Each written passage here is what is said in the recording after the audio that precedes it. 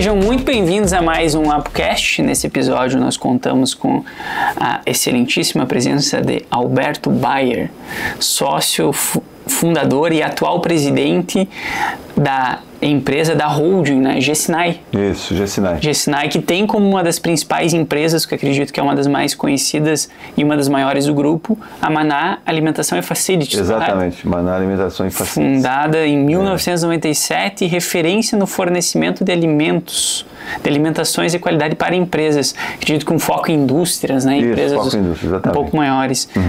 Agradeço o convite, ter aceito o convite de vir gravar conosco. Obrigado, Eduardo.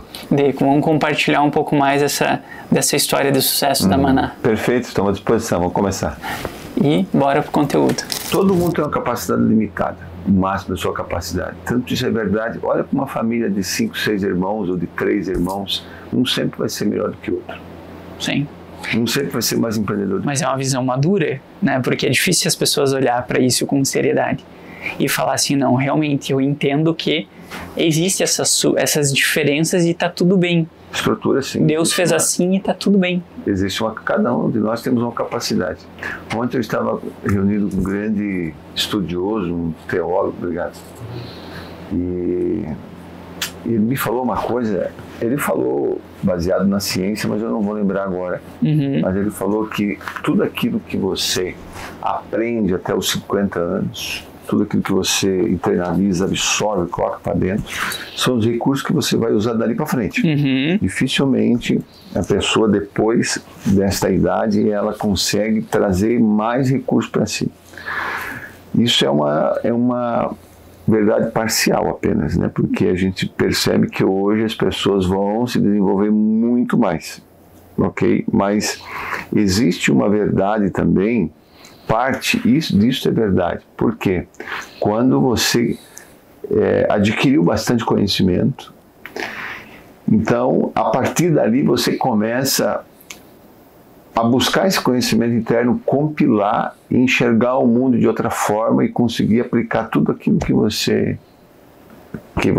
recebeu, que você estudou, e agora você tem uma capacidade intelectual e estrutural muito maior, mas quem não estudou, quem não se preocupou e vai começar dali para frente, não consegue, não desenvolveu.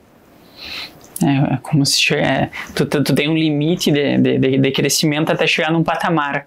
É que se você fez isso desde sempre, você consegue continuar fazendo, mas se você não fez, dali para frente você não consegue mais. Que engraçado. Porque a mente ficou atrofiada. Muito bom. E é engraçado que a minha forma de aprendizado que eu vi ao longo do tempo não foi tanto porque eu vim morar sozinho com 15 anos para cá. Nossa. Chapecó, super cedo, e eu percebi que eu nunca vi pai na vida, mãe faxineira, eu tinha que me virar. E aí eu vim pra cá, só que a minha escola ela não foi a escola comum do acabar o 3º ano, entrar no cursinho preparatório, entrar na faculdade, fazer pós-graduação, que é uma forma de educação, né?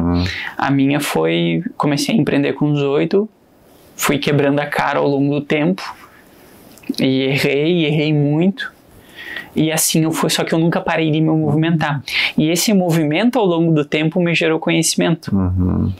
Eu vejo assim, ó, a questão do conhecimento dentro das empresas, eu sinto uma dificuldade muito grande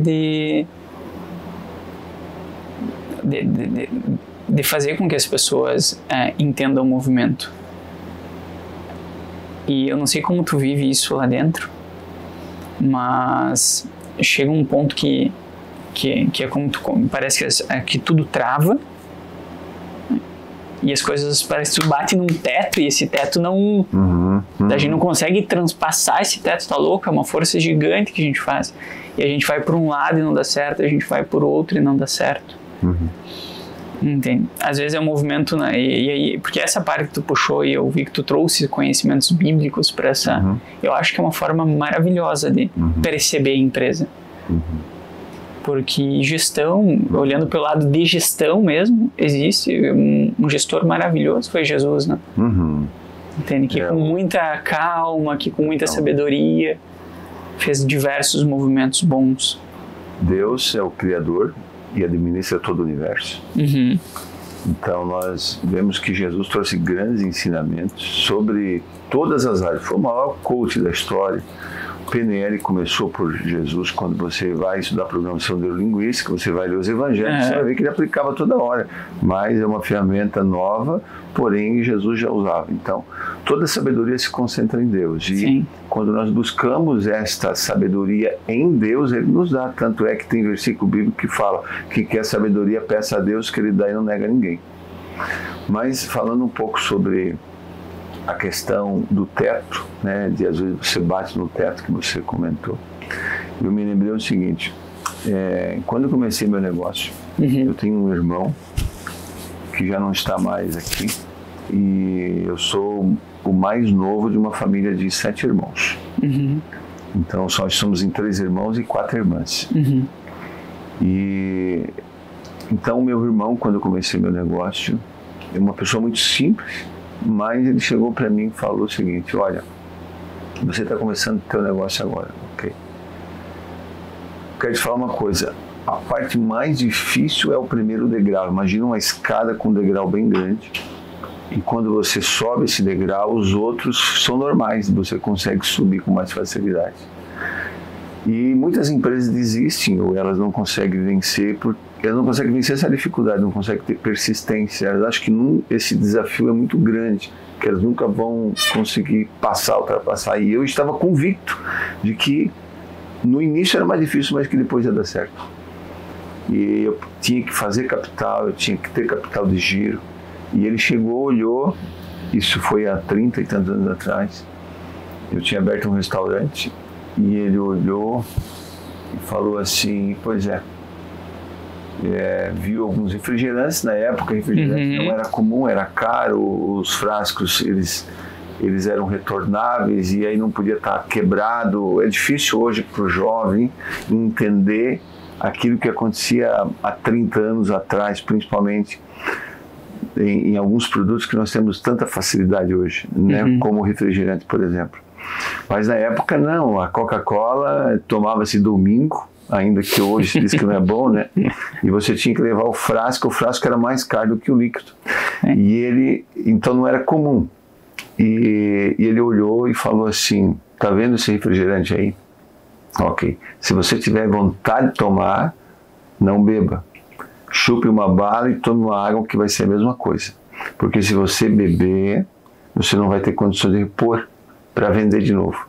Que lição que ele estava me dando?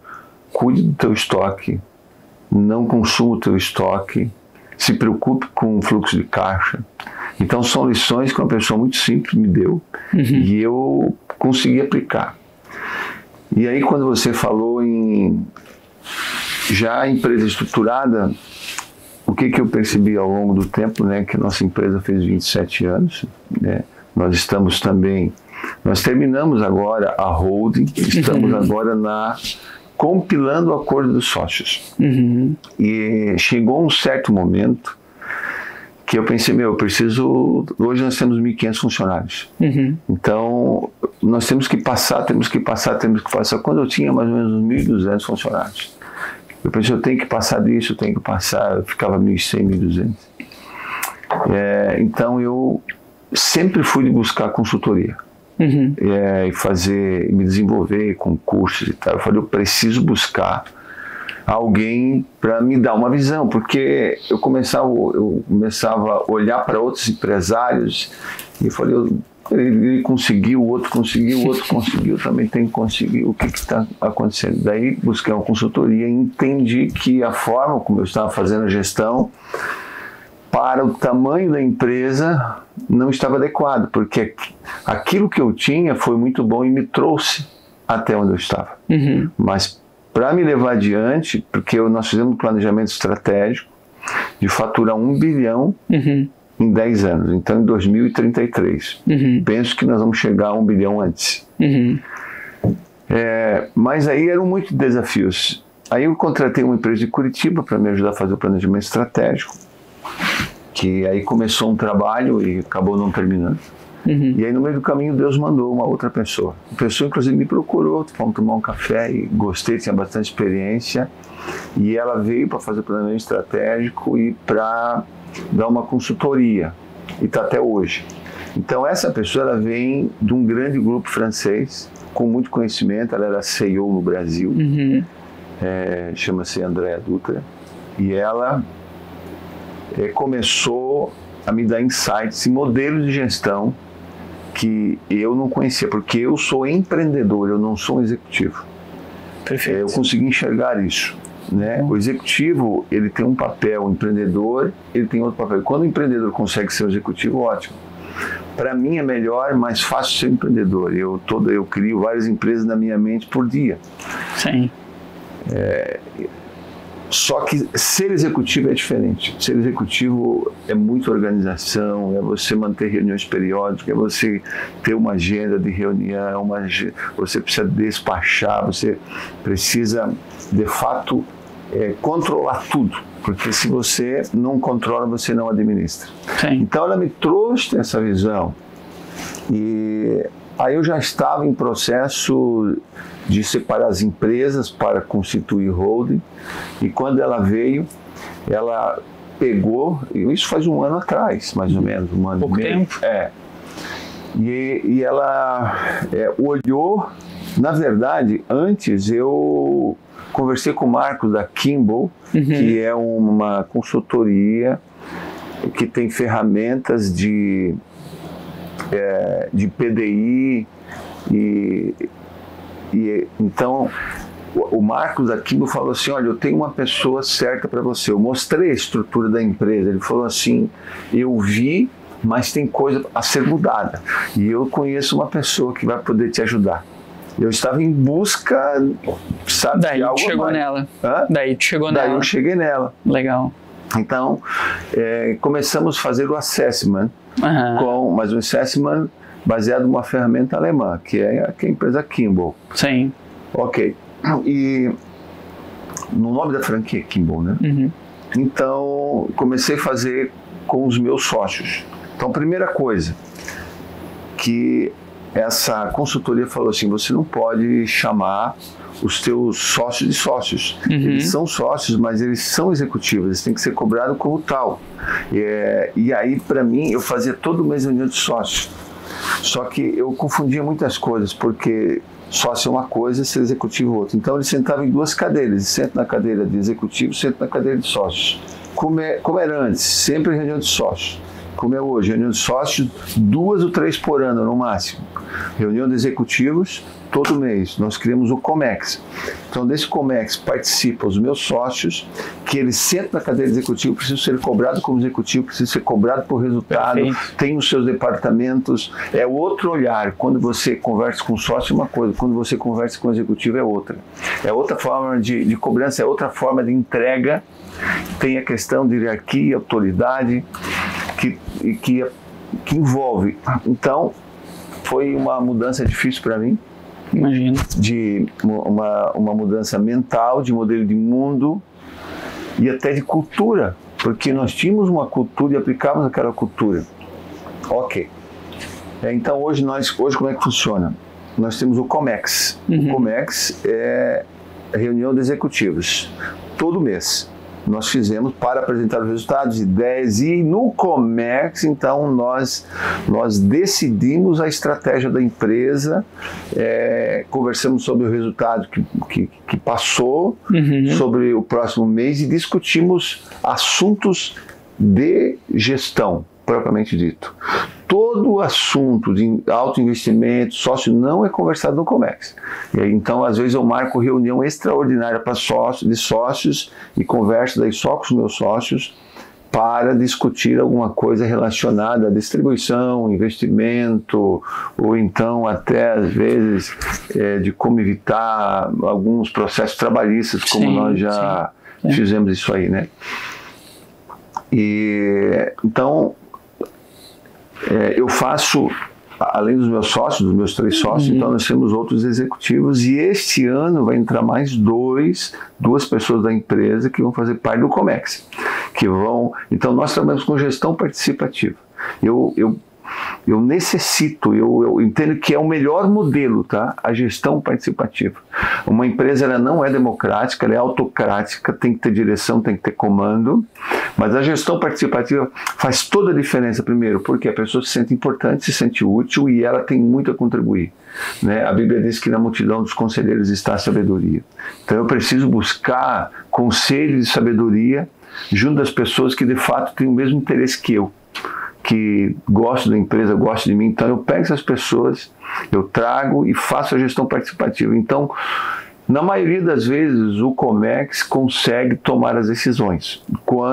Às vezes eu preciso intervir e eu tomo a decisão, porque eu sou o grande guardião da cultura e da empresa e eu sou fundador da empresa. Eu sou o grande responsável pela empresa, eu respondo pela empresa. Então tem decisões que eu vou tomar. Mas no demais eu permito que eles tomem a decisão, e algumas vezes essa decisão eu nem concordo. Eu não faria assim. Mas houve quase uma unanimidade. Eu abro mão, porque eu faço uma pergunta para mim: essa decisão que eles tomaram, se der errado, vai quebrar a empresa? Se a resposta é não, não vai quebrar, eu deixo. Não vou querer trazer para mim só por uma questão de ego. E quantas vezes que tinha decisões a ser tomadas e eu tinha um pensamento e eles tinham outro. E foi para o outro. E foi para o lado que eles decidiram e foi a melhor. Foi a melhor opção. Se eu tivesse ido pela minha visão naquela hora relacionada àquele assunto, não teria sido bom. É a primeira vez que eu ouço alguém, eu vou anotando algumas coisas enquanto vai falando, até para não te cortar, mas é a primeira vez que eu ouço essa comparação entre o executivo e o empresário, e eu vejo alguém falando com tanta naturalidade, e tá tudo bem que a gente tem um perfil. Eu me sinto exatamente na tua posição. Eu crio 10 negócios na minha cabeça só nessa nossa conversa aqui, eu já pensei um monte de coisa. Então, e ser executivo, para mim, é uma dificuldade muito grande, que é uma coisa que eu me adaptei ao longo do tempo. E por isso que lá no início da nossa conversa que a gente estava falando antes, eu olho com muita maturidade e digo: eu não estou preparado para daqui a um ano, no tamanho que a empresa vai estar. Porque vão ser necessidades diferentes, vão ser modelos de gestão diferentes, vão ser canais de expansão diferentes que a gente nem sabe como atuar ainda. E aí entra aquilo que tem uma pergunta que quando foi falando, que eu chego a gente faz reunião de diretoria, que eu tô pensando, até pensei em mudar, eu anotei aqui: será que fazer reunião de diretoria, uma reunião dos sócios, uma reunião executiva, uma reunião dos sócios? Eu te explico como é que é. E a gente sempre, quando tá nessa reunião, uma pergunta que eu faço é: o que a gente não tá vendo? E a gente às vezes pega a correlação de empresas maiores que nós, referências a nível Brasil ou mundo, e olhamos eles e falamos: tá, o que eles estão vendo que a gente não está vendo? Porque o tamanho que eles estão, com certeza eles passaram por problemas que a gente ainda não passou. Porque nesta faixa, usando o exemplo de vocês, de 1.500 para 100.000, existe uma série de dificuldades que vão ser enfrentadas nessa safra de crescimento. E quais são? O que a gente não está vendo? E aí a gente começa a fazer esse exercício. É modelo de conhecimento, é venda. Vamos falar só sobre venda, vamos isolar a venda aqui. A gente está vendendo pelo mesmo meio há tantos anos. Será que é o mesmo formato de chegar naquelas contas chaves? O mercado hoje está sendo brigado a dente. Boas contas, bons clientes, todo mundo quer. Então, quais são as formas que o mercado está inovando em chegar nessas novas contas? Será que é prospecção ativa ainda? Será que é marketing digital? Será que é ABM? Será que é projeto de expansão? E aí a gente começa esses exercícios. Mas a gente sempre parte do pressuposto de: legal, a gente não sabe. A gente tem que aprender. E isso fez com que a gente crescesse, eu acho que tão rápido. Tem uma frase ali atrás de ti que é: crescimento é desconfortável. E esse é um lema nosso, né? E a gente entende que no desconforto existe o que a gente não sabe. E o que a gente não sabe é o nosso próximo passo. E esse é o nosso ciclo. Né? Mas eu queria que tu comentasse um pouco mais sobre essa questão de executivos da reunião de executivos e sócios, que eu achei super interessante. Então, depois de eu entender que os meus sócios, eles precisariam sentar na cadeira de executivo, ser cobrado como tal, e eu precisaria separar isso, até para ter mais entregas e fazer a estruturação e dar oportunidade para outras pessoas criar um comitê, porque senão numa reunião eles teriam sempre uma palavra final quase de autoridade maior, pela questão societária. Então, quando eu separei isso, foi muito bom, porque no Comex todos eles têm a opinião de todos, tem o mesmo peso. Conseguiria explicar só um pouquinho o Comex? O Comex, então, é minha reunião de executivos. Legal. Nós sentamos uma vez por mês com todos os executivos da empresa, que são 6, e agora vai entrar sai um e entra mais 2. Para 2025 eu vou tirar um e vai entrar outros 2. Muito bem, nós sentamos e a gente revisita então todos os setores, RH, vem os números de RH, da controladoria, da parte financeira, da parte comercial e da parte de operação. Então, uma das coisas que nós tratamos no Comex é a questão do planejamento estratégico da empresa, mas daí cascateado por departamento. Então nós temos, por exemplo, a área comercial. Este mês eles desempenharam o papel que o planejamento estratégico mostrou lá. Perfeito. Então nós temos isso muito bem feito, muito bem montado. E aí, ok. A partir daí se discute os números e os problemas que tem na companhia para serem resolvidos. Então isso é discutido lá e decisões são tomadas ali para dali para frente, ou nós continuamos naquela batida ou a gente muda em assuntos específicos, tá? Também tratamos de assuntos gerais, mas questão de operação comercial, RH, funcionário, desenvolvimento, tudo aquilo que engloba uma empresa é discutido naquela mesa ali. E tem sido muito bom.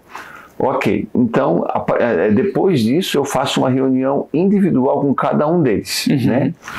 Tem a minha assistente, ela já programa isso, todas essas reuniões. Então eu tenho uma reunião por mês individual com a pessoa que compõe o grupo executivo. E eu tenho 2 vezes por mês com essas mesmas pessoas reunião de feedback. E então eu dou feedback para ele, eu cobro o resultado, dou feedback e eles me dão feedback. É um negócio muito interessante. Entendi. Para algumas pessoas, eles ficam até, de certa maneira, constrangidos de me dar um feedback, mas eu peço porque eu quero que isso seja cascateado, desencadeado. Eles precisam fazer isso com a equipe deles. Então a cultura se cria assim, eu faço, mostro como e eles dali para baixo, eles cascateiam, faço com a equipe deles.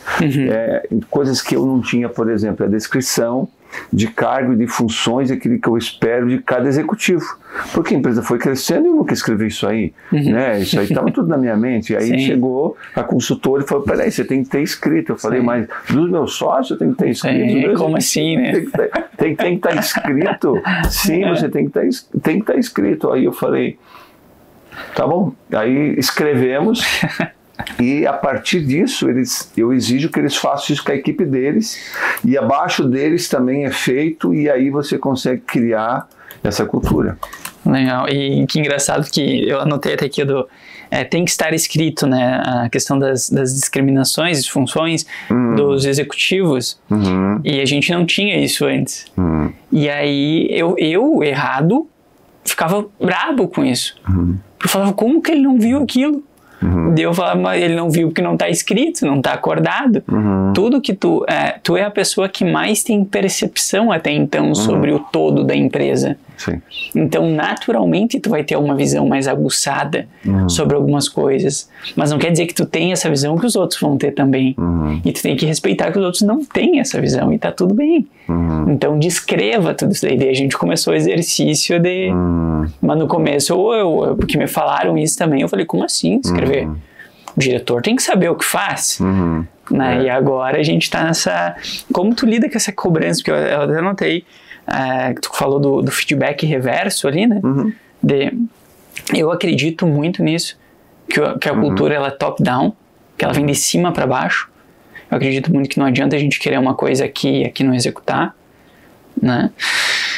Tem várias correções que a gente vem fazendo nisso também ao longo do tempo, mas como tu lida com essa questão dos feedbacks, porque os feedbacks eles mexem um pouco às vezes com, querendo ou não, com o nosso, mexe com o nosso ego, Sim. mexe com, então acho que tem que estar muito bem resolvido isso, né, pra... Bom, eu sempre gostei de dar feedback. A Bíblia diz que o ferro afia o ferro e o homem ajuda o seu companheiro. Ou afia o seu companheiro, ou desenvolve o seu companheiro. Então, isso aí nada mais é do que o feedback. Jesus dava muito feedback. Eu não tenho problema em receber feedback, graças a Deus, é uma coisa que, aliás, eu até gosto.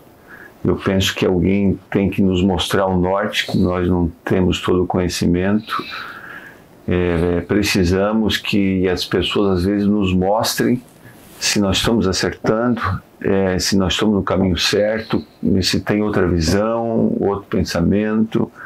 Quando alguém nos ajuda a enxergar alguma coisa que nós estamos fazendo de certo ou de errado, nós só ganhamos com isso.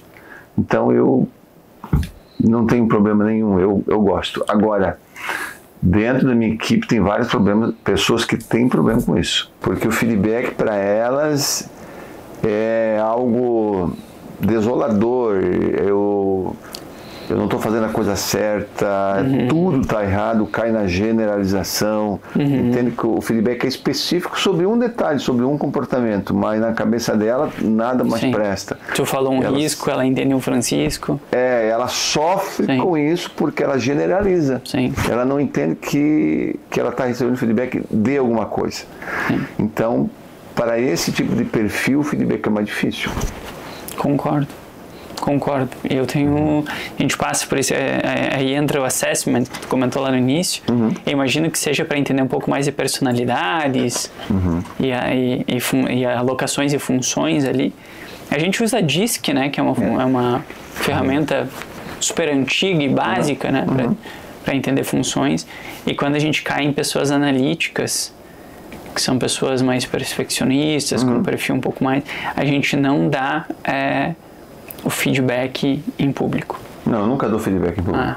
Nunca. Eu sempre elogio em público e feedback sempre sozinho. Nunca vou chamar atenção ou sentar com alguém. Normalmente eu faço isso sempre sozinho. Às vezes eu faço junto com a minha consultora, com uma questão profissional, mas eu explico para a pessoa. E mesmo assim, esse profissional que está comigo, ele tem um tempo só comigo depois. Para dizer alguma coisa ou receber algum feedback que é mais pessoal. Entendi. Agora elogio já faço em público. Legal. E a comunicação... E o assessment que você falou ali, ele é uma ferramenta muito boa porque você consegue ver o profissional executivo aonde ele está. E do assessment nasce o PDI. Então você tem o plano de desenvolvimento daquele profissional. E nós sugerimos um PDI para ele.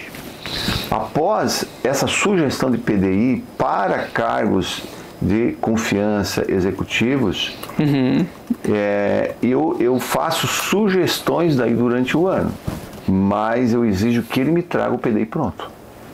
Ele tem que fazer o PDI dele. Legal. Porque sabe o que a gente começou a perceber? Então, muitas vezes o colaborador, ou o executivo, ou o gerente, ou o coordenador, o supervisor, ele pensa assim, tá, mas quando que a empresa vai dar esse curso? Quando a empresa vai promover esse desenvolvimento? Mas, gente, isso não pode vir sempre da empresa, tem que nascer dentro da pessoa, a pessoa tem que querer desejar se desenvolver, ela tem que buscar os recursos que ela precisa para desempenhar aquele papel que ela está fazendo, e se ela deseja crescimento, muito mais, ela precisa se preocupar. Então, nós estamos falando agora nas nossas reuniões, que nós fizemos todo mês uma reunião, antes da pandemia era sempre presencial, nós trouxemos todos os gestores, colocamos numa sala, e eu mostro todos os números, todos o resultado bruto, o líquido, se deu negativo, se deu positivo, quais as unidades e por que, cobro o CPV. Então eu faço isso desde sempre, eu nunca escondi números, nunca escondi faturamento, resultado líquido, todo mundo sabe lá na empresa, não me importa. Então hoje a gente já está falando em reuniões abertas que cada profissional ele tem que buscar o desenvolvimento que ele precisa e não ficar na passividade, esperar só que a empresa faça. E eu também peguei um modelo da VEG, que a VEG, numa palestra que eu fui, o diretor da DRH, não só para mim, mas para quem estava lá na plateia, falou que cada gestor precisa apresentar por ano 2 substitutos, 2 pessoas que possam substituir, possam assumir aquela função caso eles não estejam. E essas pessoas, as 2 que ele indicar, elas não sabem, mas o gestor precisa desenvolver essas pessoas. E essa informação fica guardada. Se acontecer alguma coisa com a pessoa, se ela for promovida, sair da empresa, qualquer coisa, a empresa sabe quem chamar para colocar no lugar, porque o tamanho que a VEG tem, né? Então Sim. Precisa ter isso muito bem informatizado. Então eu tenho uma exigência lá, que cada gestor precisa preparar um segundo, ter uma segunda pessoa, ter alguém que possa substituir ele. Então isso gera muito desconforto também nas pessoas, porque a primeira coisa que a pessoa pensa, quer mandar embora, quer me trocar, não está satisfeito comigo, e aí vem aquela luta de pensamento, aquela guerra de pensamento, aquele diálogo interno que acaba, para algumas pessoas, entendeu? Gera muita frustração isso aí, gera uma guerra dentro delas mesmas. Ela luta com ela, porque ela só perde para ela mesma, sabia? Eu entendi isso aí, nós não perdemos para os outros, nós perdemos só para nós mesmos. Perfeito. Mas é uma exigência que todo mundo tem que ter um segundo. E isso me traz grande tranquilidade para fazer gestão. Faz muito tempo, Alberto, todos têm? Não. Alguns ainda não têm. Porque desenvolver a pessoa, o segundo resolveu sair, ou porque no meio do caminho resolveu mudar de profissão, ou então a pessoa que ela acreditou, que ela viu o potencial, chegou agora no momento que ela percebeu que não tem condições de assumir, porque a empresa ela é muito orgânica, ela vai crescendo. E aí você começou a preparar aqui um profissional, daqui 2 anos a empresa é outra. Aliás, daqui 1 ano a empresa já é diferente. Sim, perfeito. Né? E se esse profissional que eu estou olhando para me substituir, ele não se desenvolver, não tiver um PDI, não se interessar, não crescer, daqui 1 ano, 2 anos, 3 anos, ele não vai estar preparado. Então, por isso que nem todo mundo tem, mas a proposta é que todos tenham. E mesmo aqueles que, por dado momento, né, olharam para alguém e perceberam que não era a pessoa, eles têm a obrigação de buscar, então, alguém primeiro internamente e depois no mercado. Perfeito. E a gente colocou, eu acho muito o nosso mundo é meio que startup, né? É uma empresa jovem, a empresa cresceu muito e uma empresa que muda muito rápido. E a gente começou a discussão sobre, nem o PDI, a gente começou sobre, olhando bem a base de cargos e salários, júnior, pleno e sênior, pleno nível 1, 2 e 3, e a gente não conseguiu. A gente não conseguiu porque a empresa mudava muito rápido. E aí surgia o setor tinha que mudava.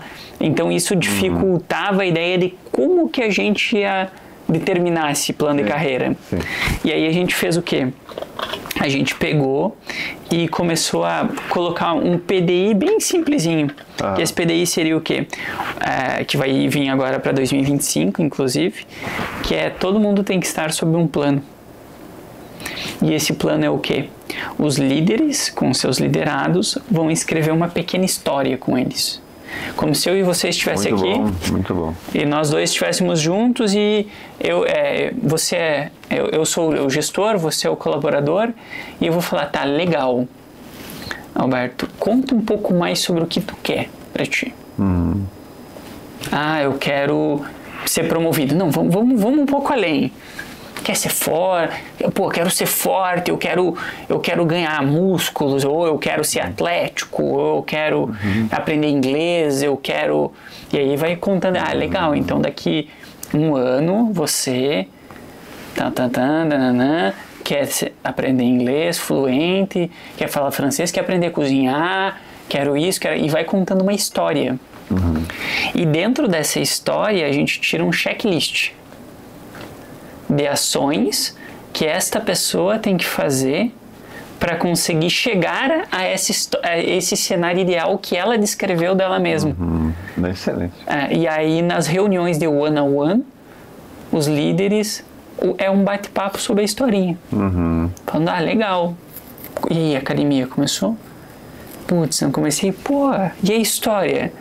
Tu não queria ser forte? Para ser forte tem que entrar pra academia? Pá, eu não gosto de academia, então vamos mudar a história. Vamos botar que tu quer ser atlético, então, não forte. E aí a gente começa a desenvolver. Foi uma forma que a gente achou agora para 2025. E você tem alguém que faz esse trabalho para ti aqui? Nós mesmos. Eu mesmo que ajudei a desenvolver isso daí. Então, e no erro e no acerto, porque eu não conseguia achar uma forma de conseguir mostrar para as pessoas como que elas estavam evoluindo.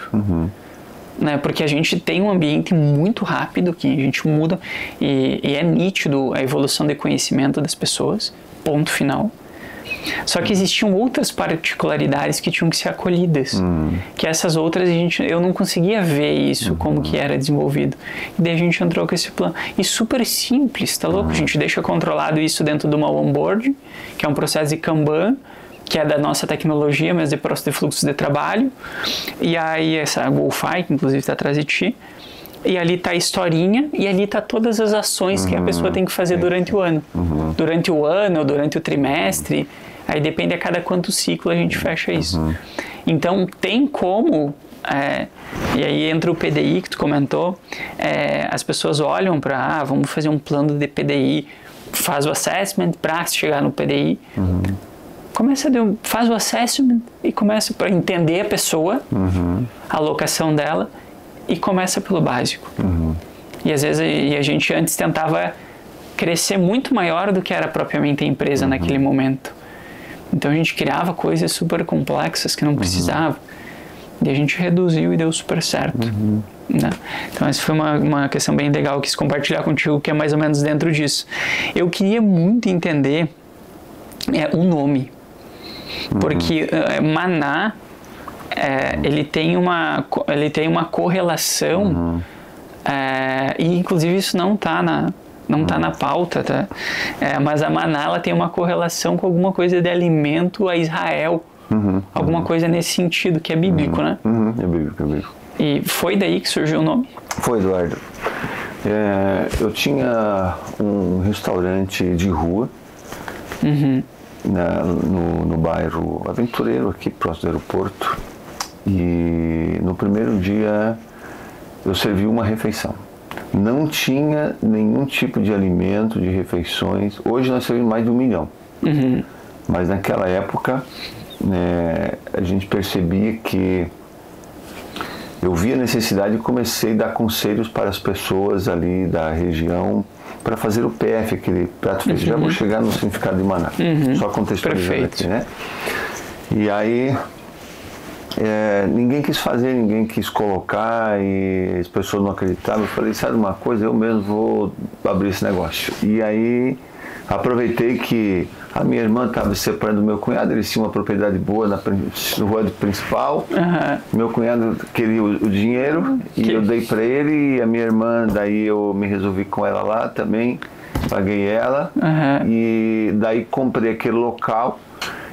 E era um restaurante muito simples, assim, um negócio muito simples, de bambu e tal, e ele era madeira e concreto, era misto, uma coisa simples, né? Estamos falando de 30 e poucos anos atrás. Foi em 97 isso, né? 97, exatamente. E aí o primeiro dia, eu me lembro até hoje, uma pessoa entrou, eu abri as portas, eu contratei uma cozinheira, minha esposa trabalhava fora. E ele chegou, você está fazendo PF aqui? Eu falei, tô fazendo PF. Faz um para mim então. Aí fui lá, fiz um pratão para ele. O nome dele era Maurício. Eu levei o prato na mesa, ele comeu tudo. Pegou o prato vazio, levantou, botou em cima do balcão, falou que estava muito gostoso, pagou e foi embora. Esse foi o meu primeiro dia. uma refeição. Fiquei muito, pensa no alemão feliz, tá? Eu fiquei muito feliz em vender uma refeição. Falei, nossa, essa foi a primeira? Primeiro dia, primeira refeição. Que legal. E uma alegria inenarrável, o que eu senti. Talvez outras pessoas poderiam pensar, talvez no tempo de hoje, poxa, mas só uma. Eu fiquei muito feliz com uma. E aí fui trabalhando, fui indo. E aí eu entendi que o restaurante de rua ele é bom, mas para crescer eu precisava de mais. E aí eu comecei nas empresas. E a empresa, então, uma empresa ali perto começou, disse, olha, eu tenho 3 funcionários aqui, pode trazer para mim aqui que é melhor. E eu comecei a levar a pé, porque eu não tinha carro, nem bicicleta tinha, né? Porque tudo que eu tinha investido. Sim. E na época as coisas eram mais difíceis. Sim. É difícil para uma pessoa dessa geração entender como que era há 35, 40 anos atrás, em termos de estrutura, de oportunidade. Pensa num mundo onde quase ninguém tinha carro, ninguém tinha celular, o telefone fixo era caríssimo. Sem acesso à internet. Não existia internet, nada. Recente, uns 97. 97 lá. Itamar Franco foi em 94. Então, mas não era conhecido. Recém tinha saído da implantação do Plano Real. Então tinha vários obstáculos ali pela frente. Vários obstáculos. E a internet não era, se tinha, eu não sei, eu acho que não tinha, mas se tinha não era conhecido, nós não conhecíamos. Sim. Nem restaurante buffet tinha, não tinha shopping, não tinha nada. Isso são tudo coisas de 30 anos para cá. 30 anos para trás não tinha isso aí. E, então, por exemplo, naquela época, quem tinha uma moto ou um Fusca, o amigo tava muito bem, entendeu? Os carros, os melhores carros na época, que era mais comum, assim, eram os Opalas e tal. Então era outros tempos. E então eu comprei uma bicicleta, comecei a levar num isopor, depois aumentou para 6, eu peguei mais um isopor, depois fui indo. Então foi a pé, foi bicicleta, depois eu comprei a moto, depois eu comprei um carro e depois eu comecei a fazer música ao vivo e dava muita gente, porque você tocava um violão, um teclado, todo mundo avançava, porque não tinha onde ir, não tinha área gastronômica, não tinha opção, e a família lá. E até que chegou um dia que eu não queria mais aquilo. Eu também percebi uma necessidade espiritual muito grande, e estava ganhando muito dinheiro com aquele negócio, nada comparado com hoje, né? Mas para a época, né? Para os modelos da época estava bom. Sim. E aí eu falei, poxa, eu quero uma outra coisa e tal. E aí comecei a me aproximar da igreja, daí foi onde eu conheci a Jesus, me converti, e eu tinha vários comportamentos que eu precisava mudar e que não conseguia. Então, a partir dessa conversão que eu tive, eu comecei a enxergar um mundo diferente e ser diferente, tentar ser diferente. Então, eu falei, não quero mais restaurante de rua. Aí eu falei, Deus, me dá outra coisa para fazer, eu quero fazer outra coisa, Senhor, me dá outra coisa. Não imaginava eu que Deus ia me colocar na área da alimentação novamente, mas daí empresarial especificamente. E fechei aonde eu tinha lá e abri um outro negócio, bem humilde. E eu falei, Deus, agora eu quero um nome, que nome que eu vou dar? Daí a minha esposa disse, senhora, Deus falou o nome. Eu falei, qual? Ela falou, Maná. Eu falei, o que é maná? Não sabia o que era maná. Aí eu fui olhar para a Bíblia, fui conversar com alguns pastores, e aí nós entendemos que o maná significa o alimento que Deus mandava para o povo do deserto. Durante todo o período que estava lá, o maná caía todas as manhãs, com exceção de sábado. E ele era branco como a neve, doce como o mel. E eles comeram aquele alimento por todo o período de anos que passaram. E isso era um alimento muito grande, muito tremendo. Então, maná, alimento, bom, vai ser esse. Aí botei maná refeições. E aí eu fiquei com maná refeições até que Deus falou assim, não é refeição, é do Brasil. Aí eu cheguei para minha sócia, que cuidava da área comercial, mas nós vamos mudar, é do Brasil agora. Aí então nós ficamos com maná do Brasil até agora. E agora, então, nós mudamos para Maná e Facility, porque nós abrimos a empresa de Facility. Então, nós temos a Alcim, que faz parte, hoje nós temos a Holding, né, que chama-se Gessinai. Então, abaixo da Gessinai, nós temos a Manai Facilities, que trabalha com restaurantes empresariais, e a área de serviço de facilities, limpeza, escritório, toda a área de facilities, FM. E aí nós temos a Alcim, que cuida da parte pública. Nós temos a Nutriville, também, que atende mais a parte de hotelaria de hospital. Nós atendemos a área da saúde com esta empresa. E também nós temos uma empresa de carnes. Então a Maná, ela nasceu, na verdade, eu costumo dizer que a Maná nasceu no coração de Deus. Eu sou uma pessoa cristã. Eu temo muito ao Senhor, a Deus, entendo que nós precisamos desenvolver, trabalhar e fazer a nossa parte. Deus ajuda quem cedo madruga. Tem um texto em Provérbios que diz assim: o cara que não quer trabalhar vai ter com a formiga ou preguiçoso, porque vai aprender a trabalhar com a formiga trabalha o tempo inteiro. A Bíblia diz que aquele que fica olhando para as nuvens e não vai trabalhar empobrece, ou seja, quando olha para a nuvem e diz assim: não, hoje não tem nuvem, tem muito sol, não vou trabalhar. Ou então hoje está chovendo, não vou trabalhar. O cara é preguiçoso, esse empobrece. Então a Bíblia incentiva o trabalho. E a Bíblia diz também o seguinte, que não há nada melhor, que o Senhor sabe que não há nada melhor para o homem do que ele comer e beber e regozijar do trabalho do seu fruto. Então nós temos tudo isso aí, que é nosso dever, que é a nossa parte. Mas certamente a parte de estratégia, de grande estratégia, de abrir porta, nós precisamos contar com Deus. Então eu conto muito com Deus. Eu falo: Deus me ensina, me dá sabedoria, porque a Bíblia diz: peça a sabedoria que Ele dá e não nega a ninguém.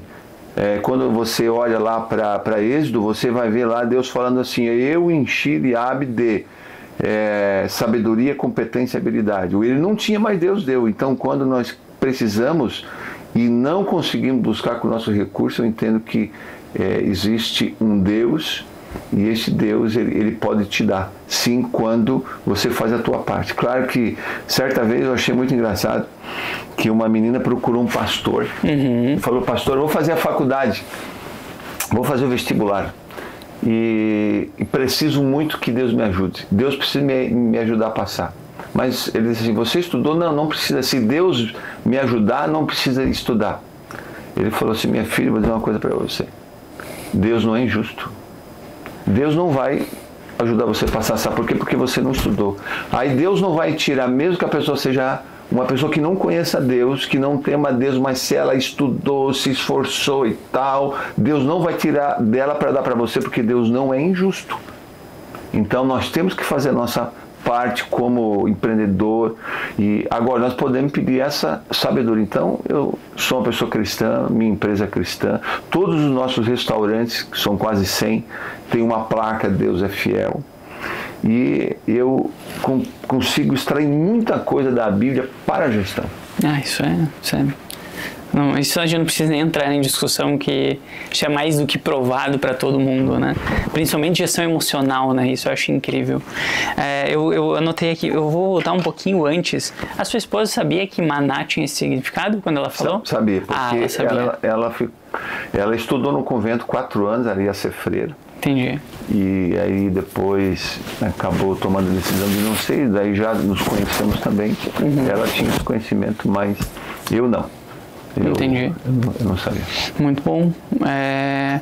Tem uma questão que, como vocês foi fundada, até para a gente encaminhar para o final, foi fundada em 1997, sim, a empresa.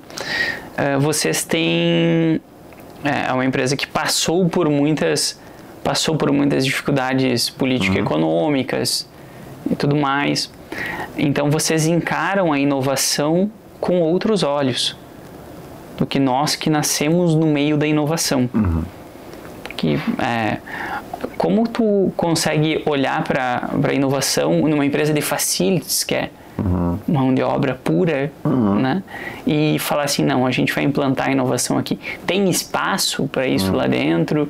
Vocês olham para isso já? Não olham, mas está mirado em 2026, 2027? É uma excelente pergunta, né? Eu acho que hoje, no mundo que nós vivemos, na época que nós vivemos, nenhuma empresa consegue viver sem inovação. Sim. Como é que nós fizemos, como é que nós trabalhamos isso? Primeiro nós vamos entender o conceito de inovação. Dificilmente você vai ver hoje uma empresa no mundo que ela inova e que aquilo aconteceu assim, ó, entendeu? De um dia para o outro. Tem, claro que tem, né? O cara cria um produto, cria um sistema, cria um aplicativo, e nós temos vários exemplos, né? Spotify é um e tantos outros que o cara inovou e deu muito certo. Você é um exemplo disso aí, né? Que a sua empresa tem ferramentas de inovação tecnológica. E é uma empresa nova, né? Então aconteceu super rápido. É uma empresa nova, então você é um exemplo disso. Mas você é um outlier, né? Um ponto fora da curva, como se fala em estatística. Perfeito. Você é algo que não é comum. Sim. Muito bem. Então, como é que as empresas inovam? Você olha para uma empresa e de repente ela se acha inovadora, ou o mercado olha para ela e diz, não, essa empresa é inovadora. Ela faz todo dia um pouquinho. Ela tem um setor que está pensando em inovação. Então ela faz um pouquinho. Este pouquinho que tu faz no dia a dia, durante o mês, nem aparece. Só que ao longo do ano, você caminhou. Ao longo de 3 anos, você pensando em inovação todo dia, com uma equipe pensando em inovação, não precisa nem ter custo para isso. Você pode eleger, que nem nós temos lá, que é o setor, uma comissão que pensa em inovação, que se reúne todo mês pensando em novos produtos, novas formas de fazer, como inovar. Então, você inova todo dia, ao longo de 3, 4, 5 anos. Quando você olha para trás, você vê que você inovou, o mercado reconhece isso, e as pessoas, as empresas ficam frustradas, porque elas acham que inovação é assim, ó, no instalar de dedo. Mas não é assim, você tem que ter paciência, você tem que caminhar.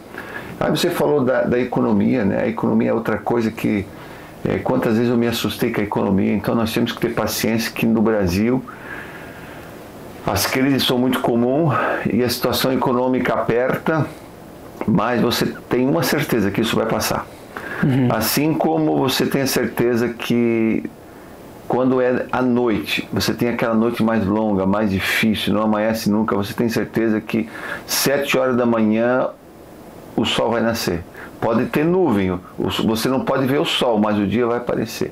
É a mesma certeza que você tem da nossa economia. Está em crise agora, mas isso vai passar. Então o segredo é não desistir, que as pessoas se desesperam em épocas de crise. Então a alegria não dura para sempre, a tristeza não dura para sempre e a crise não dura para sempre. Então, primeiro pensamento meu e da minha equipe. E outra maneira que nós inovamos é desenvolvendo os executivos. A partir desse desenvolvimento deles, acompanhando toda essa questão tecnológica que você citou no início da sua pergunta, eu consigo manter uma empresa de ponta na minha área, porque eu preciso começar com eles, e isso é cascateado para baixo. Se eu não exigir, se eles não se preocupar com isso, se eles não for para o mercado, todos os executivos estudam. Todos eles ou estão fazendo pós, ou estão fazendo mestrado, ou estão fazendo uma pós-graduação, ou estão fazendo um curso paralelo, ou estão fazendo desenvolvimento, ou estão com mentoria, ou estão com coach. E isso traz a realidade do momento para dentro da corporação. Legal, muito bom. Eu tirei duas questões dessa tua fala. Eu acho interessante essa tua visão sobre a crise, porque nós, como jovens empreendedores, a gente geralmente fica assustado, né? Eu já passei por uma falência, com 21 anos, tá? Com umas 30 pessoas mais ou menos, e foi muito difícil. Foi muito difícil. Muito difícil mesmo. Daí que veio o nome Apo, depois até posso compartilhar contigo. E no primeiro momento, quando a gente vê uma situação como está hoje, a minha erguer os escudos e falar, é guerra, eu não posso perder de novo. Mas quando a gente vê pessoas com mais maturidade, com mais conhecimento, que já passaram por situações 2008, 2015, 2013, 14, 15 ali. E então 17 foi um ano difícil. Então a gente fica mais tranquilo.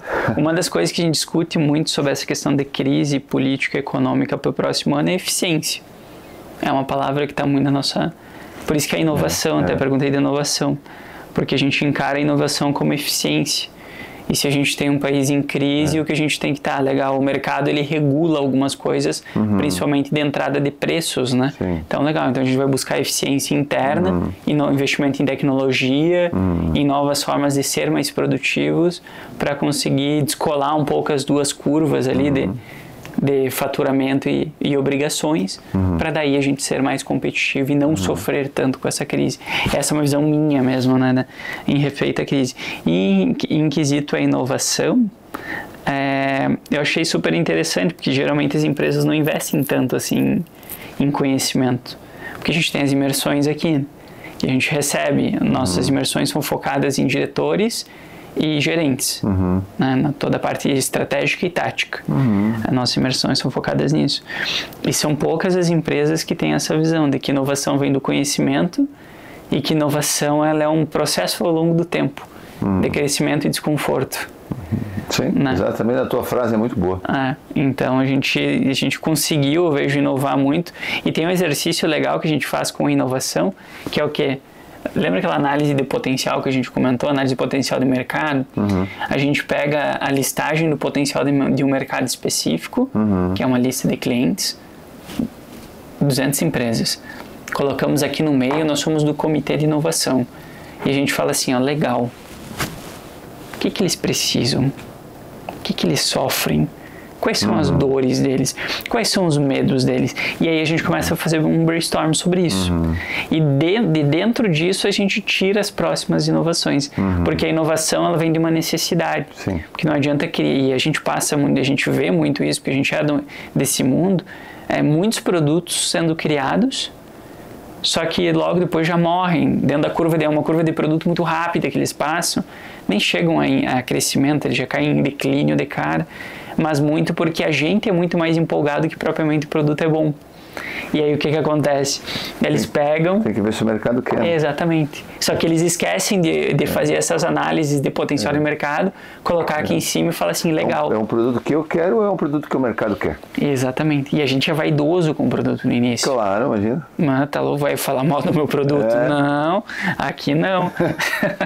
E uma última pergunta nessa questão também pra gente encerrar, é essa questão de estratégias de expansão. Como vocês encaram, como que é a tua visão mais estratégica? Porque a estratégia eu vejo de expansão pode ser tanto por...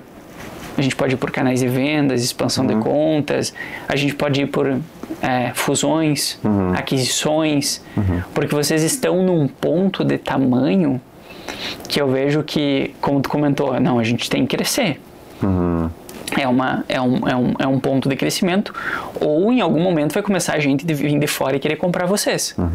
Que eu acredito que pode acontecer também. Já aconteceu já. Eu imagino. Até nessa faixa que vocês estão. Como vocês olham essas estratégias de expansão? Vocês olham mais via comercial, via inovação, via marketing digital, via compras de outras empresas? Tem alguma visão para passar para mim sobre isso? Sim, uma excelente pergunta.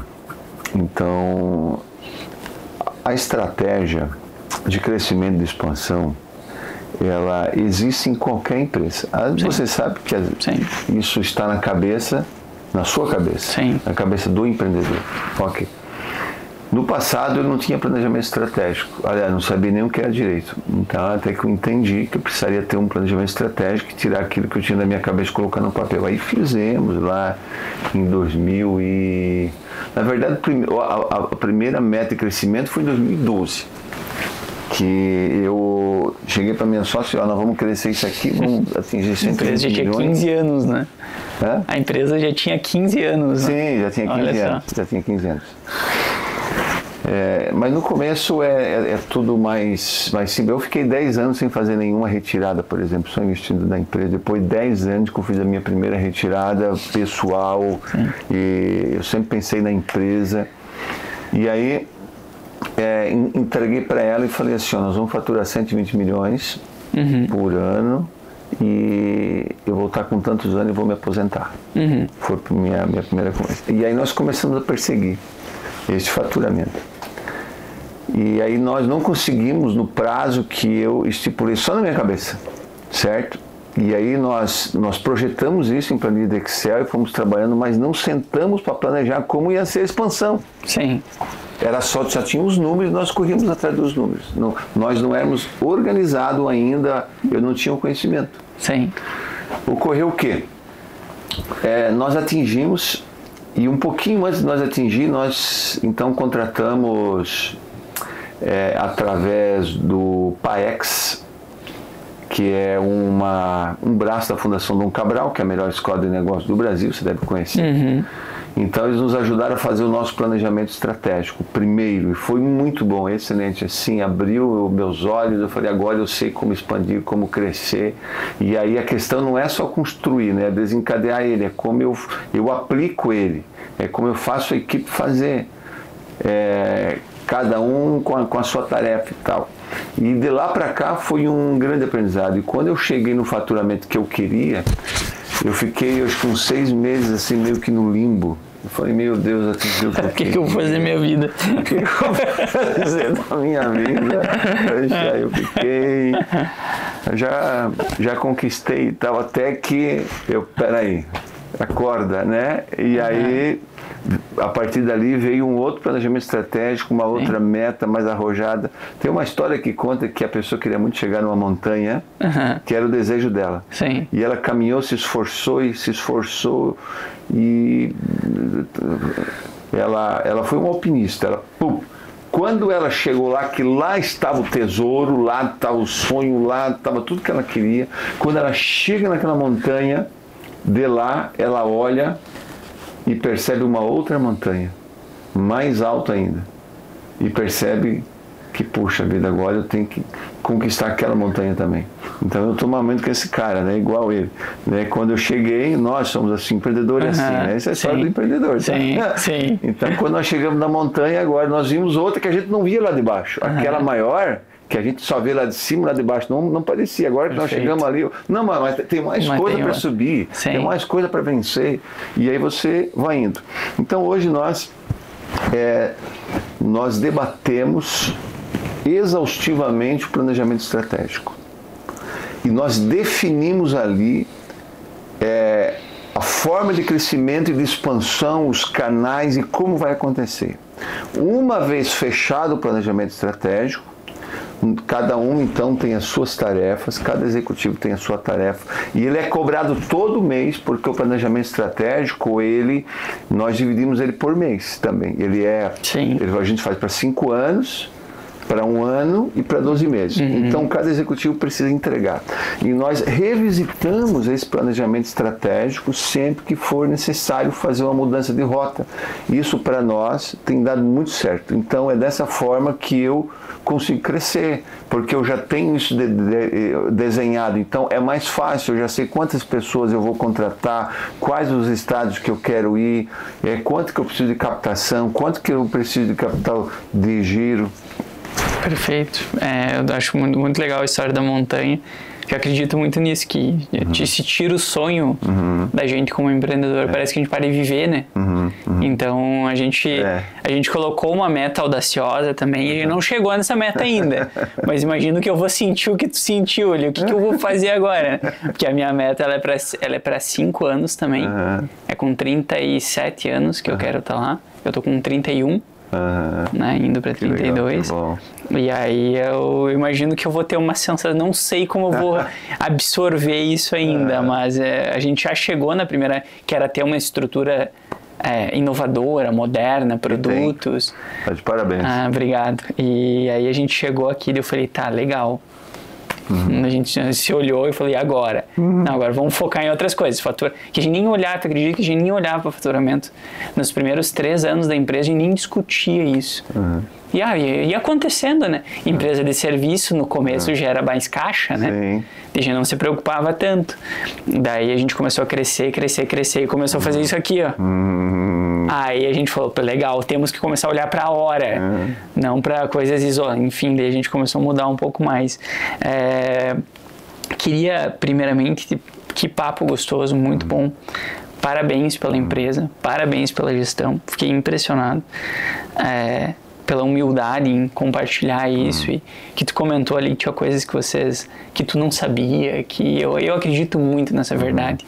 Tem uma frase aqui, um pilar nosso ali na entrada, que é corajosamente éticos, né? E eu acho que a gente pensou, vamos trocar corajosamente éticos por corajosamente sinceros. Porque o empreendedorismo, eu acho que precisa um pouco mais disso. Sim, nós tivemos uma reunião de encerramento do ano, onde nós trouxemos todos os nossos gerentes do Brasil, porque nós temos filiais em vários estados, né? Sim, então nós temos em Santa Catarina, no Paraná, no Mato Grosso, na Bahia, Goiás e Alagoas.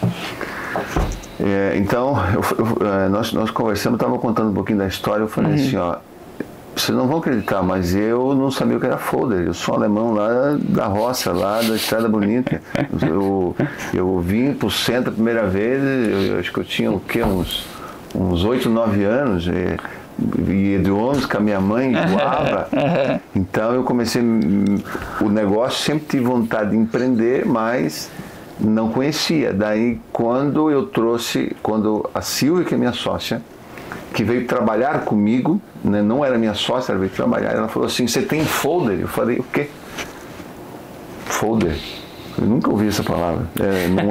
Não pode ser brasileira. Assim, folder é um negócio e tal. Tentou me explicar o que era folder. Aí eu falei, sim, legal. Tu nunca ter visto, né? Nunca tive. Não, é um negócio que vai apresentar a tua empresa, vai ter a foto, o serviço que faz e tal, que eu preciso deixar o material para o cliente. Falei, tá, entendi. Tá, então vamos construir. Daí fui numa gráfica, daí fiz um folder de quarta grossura dessa agenda. Nossa! Gastei. Eu disse, o que é isso, Almeida? Gastou horrores de investimento, pessoal. Quando eles fecham um negócio, eles tocam a buzina. E que engraçado, porque o folder na época, e quando eu iniciei vendendo, porque eu iniciei em obra, era o cartão da visita, né? E quanto mais bonito o folder, mais estruturado parecia a empresa, né? É verdade. Chegava com um folder bonitão, cheio de páginas e tudo mais, uau! A empresa é gigantesca, né? Então, queria novamente te agradecer a presença. A gente excedeu aí um pouco o tempo para variar. A gente sempre fala que a gente começa a conversar e passa o tempo assim e a gente não percebe porque a conversa está muito boa. Obrigado por ter aceito o convite, obrigado por compartilhar a história. Eu acho que isso é extremamente importante para outros empreendedores, outros empresários, de entender que principalmente que eu estava comentando corajosamente, sinceros, que a gente erra. E tá tudo bem. Que a gente não tem o conhecimento para daqui a um ano e tá tudo bem. É só a gente continuar se movimentando e buscando. E isso que eu acho que as coisas vão acontecendo. E a gente vai conseguindo superar esses pequenos obstáculos. E acredito, assim como tu, eu comento isso muito aqui na empresa, que o tempo vezes o movimento resolve muitos dos nossos problemas. Tem coisas que só o tempo vai dizer e vai curar. Como tem coisas que só o movimento também junto com o tempo vai curar. Então a gente tem que continuar se movimentando. Mesmo às vezes machucado, doído, com alguma incerteza, esse é o nosso papel como empreendedor. Então obrigado por ter aceito o convite. Okay. Obrigado, Eduardo. E assim nós encerramos mais um ApoCast. Valeu!